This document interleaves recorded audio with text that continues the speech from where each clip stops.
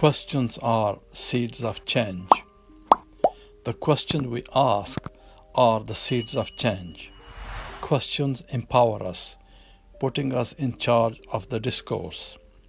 As long as we keep asking questions, we are in charge of the conversation. Frequently, a question cannot be immediately answered. Instead, we will mull over it for days or weeks as we work out an answer. We should not see this kind of delay as any disappointment. The seed has been planted. It will soon bear fruit.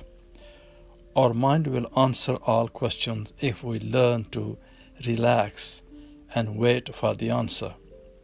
The answer will come to us when we least expect it.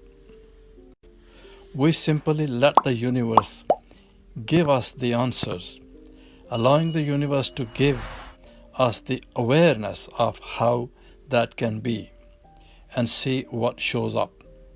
After all, our thoughts are the results of our inner dialogue.